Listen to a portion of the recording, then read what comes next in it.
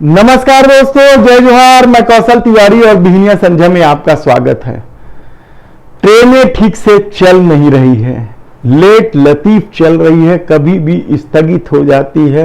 भारत के आम गरीब जो ट्रेनों पर यात्रा करते हैं या आम लोग जो ट्रेनों पर यात्रा करते हैं, वे इस दौर में बेहद परेशान हैं। लेकिन मोदी सरकार का विकास मॉडल क्या कहता है? कल 500 से ऊपर रेलवे स्टेशनों के आधुनिकीकरण की आधारशिला रखी गई, यानी इन स्टेशनों को भव्य बनाया जाएगा। यहां होटल भी खुलेंगे और इसे बेचा भी जाएगा।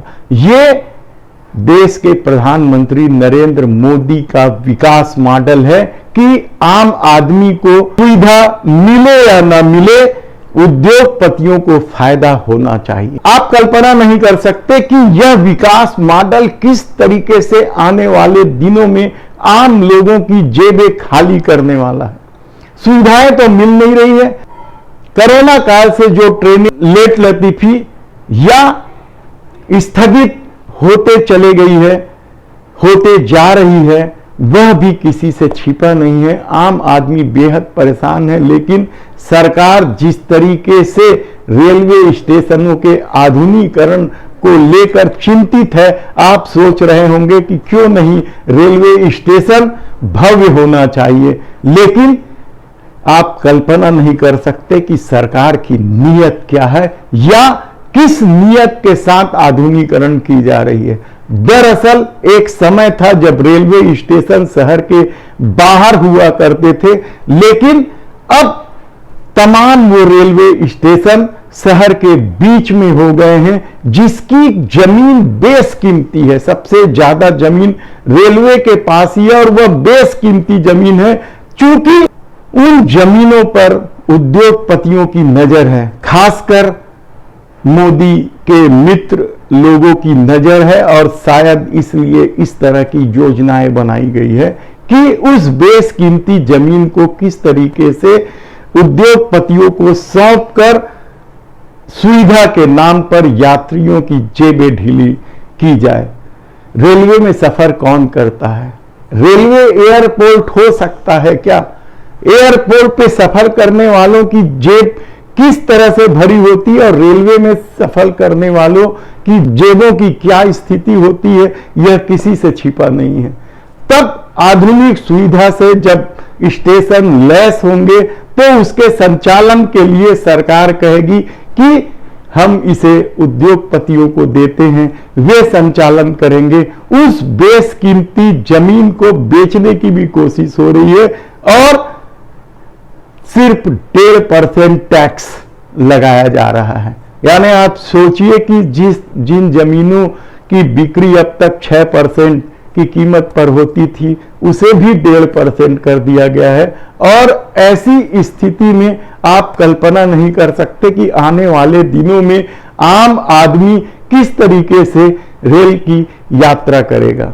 इस मामले को लेकर छत्तीसगढ़ के मुख्यमंत्री ने भी क्या कुछ कहा, आप खुद सुन लीजिए। प्रधानमंत्री को मैंने पत्र भी लिखा है कि लगातार ट्रेनें विलंब से चल रही है, बहुत सारे निरस्त हो रहे हैं और तो ये बहुत दुखद है। खासकर छत्तीसगढ़ में विरल बसाहट है, तो आवागमन के लिए सस्ता यदि कोई है तो ट्रेन है, और उसमें विलंब से पहुंचना या कैंसिल हो जाना ये बहुत दुर्भाग्य की बात है।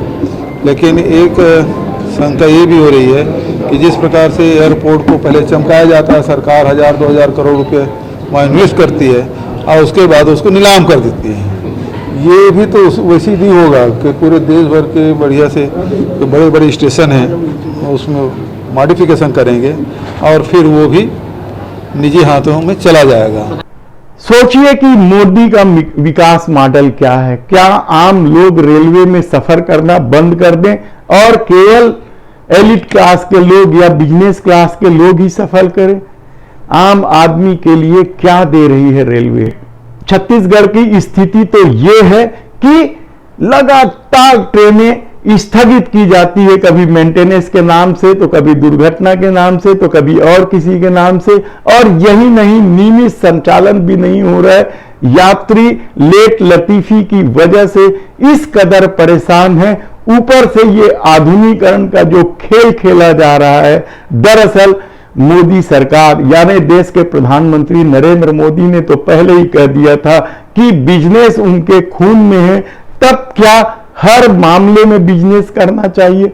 रेलवे या यात्रियों को लेकर जो ट्रांसपोर्ट सिस्टम शुरू किया गया था इस देश में, वो वेलफेयर को लेकर किया गया था, यानी नो लॉस नो प्रॉफिट की अवधारणा को लेकर यह सब शुरू किया गया था, ताकि देश के आम लोगों को, गरीब लोगों को इसका फायदा मिल सके।